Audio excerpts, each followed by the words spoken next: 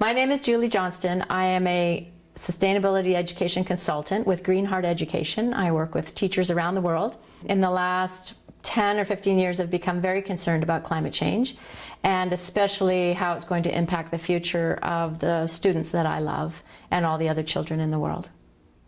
So what I would like to do is sort of bookend today's event by talking about how and when do we get to zero. And as you know, that's zero carbon emissions. We have 18 months before we get that agreement in Paris. And that agreement is the one that's going to safeguard the future. So I want to walk you through the countdown to zero carbon emissions. Time is of the essence. We have 5 tasks to focus on and 1 audacious goal. So we need to 5, tell the world, the whole world. 4, in New York, declare the emergency. 3, in Lima, push for RCP 2.6 plus, and I'll talk to you about that plus in a minute. 2, we need to end subsidies ASAP, and that's subsidies to fossil fuels. 1 is getting that agreement in Paris, and then 0 is reaching zero carbon emissions by 2050. Okay, so first of all, telling the whole world. We need to start now, and by the way, have I mentioned we have 18 months? I really want to underline that for you, because I think it's, you know, if we have to do this work for the rest of our lives, that's kind of big. That's too much. But if we can picture focusing our life's work, our vocations for the next 18 months, then we might be able to get more people on board. We need to get all the environmental NGOs to mount a massive education and agitation campaign. We need to educate and agitate about RCP 2.6 plus the Cannes International Position Statement that Peter just talked to you about. We need to help everyone in the world understand the climate emergency and our simplest cross-out solutions, responses, and then apply pressure to their own governments. So one of the things I've been thinking as I'm hearing everything today is we probably all know people in other countries. So one of the first things that we can be doing is to be talking to pen pals or relatives or people we've traveled or stayed with in the past and get people in other countries doing this. It's not like they're not ahead of us already. Okay, because it's North America that's kind of behind the times. But it's to just be letting people all around the world know about the 18 months and what we need to do in those 18 months. Then we need to get everyone calling for an emergency zero carbon global agreement in Paris and create the political will to have that happen. We need to call for a declaration of the emergency, the climate emergency, in New York. So there's the People's March, so we can be, as we're marching, either in New York or in our own hometowns, we can be calling for governments to declare that climate change is an emergency.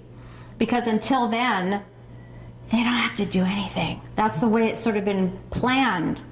So once governments actually declare that we are beyond dangerous anthropogenic interference with the climate system, which is the UN Framework Convention on Climate Change speak, then things get triggered. Things start to happen at that point.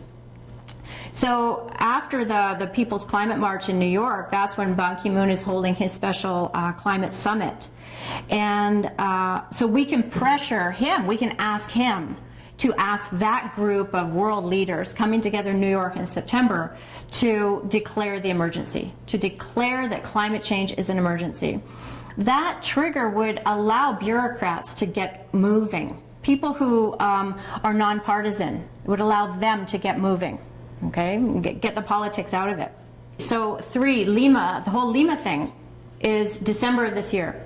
The essential text of the 2015 agreement in Paris is going to probably be determined in Lima this year. So that's 6 months, probably less than 6 months. So we need to be applying pressure now and you know, shepherding different nations around the world now and what their negotiators are thinking and what their leaders are thinking.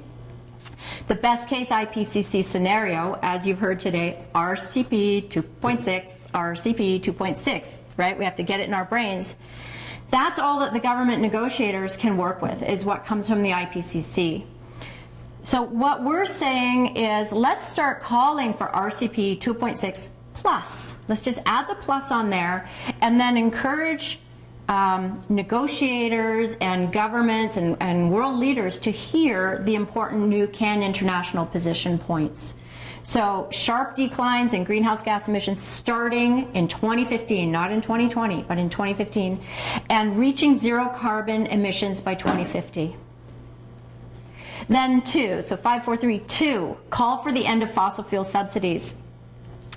1.9 trillion every year is what governments around the world using taxpayers' money pay to, in direct and indirect subsidies, to fossil fuel corporations, because they're so poor.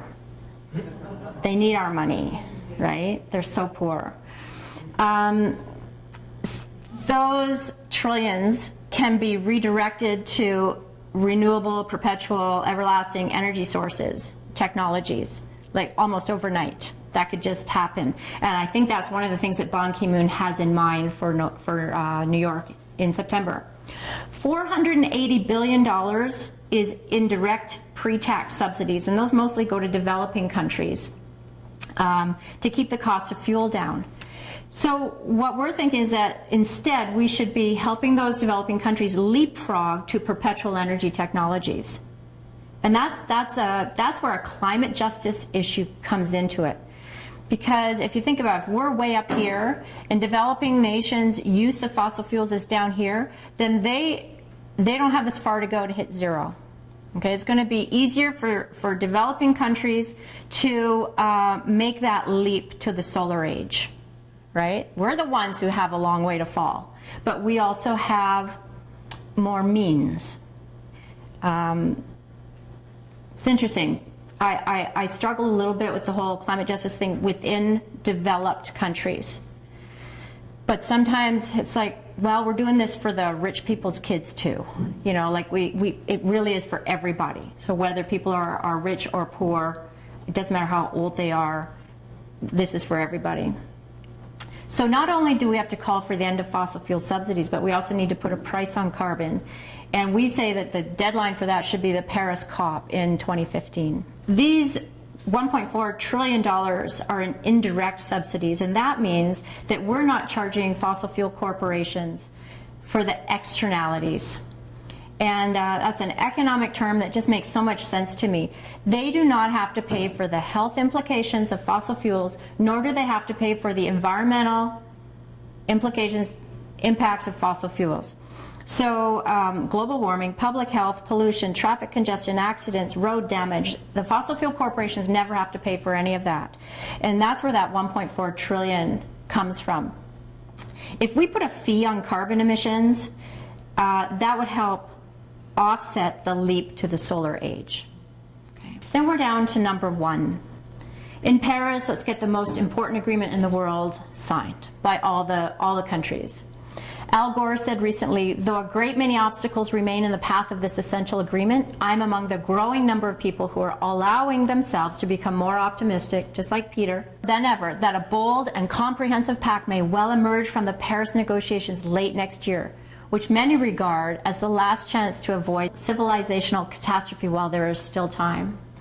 So I figure if Al Gore, who is so connected in the world of climate change, is hearing that shift and is starting to think that there's a possibility, then there quite likely is.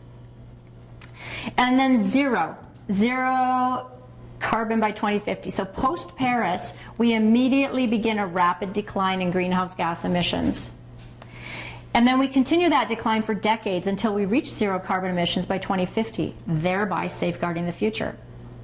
It's kind of simplistic, but we have to look for simple responses and possible solutions, I believe. So that's the countdown, folks. 5, we need to tell the whole world.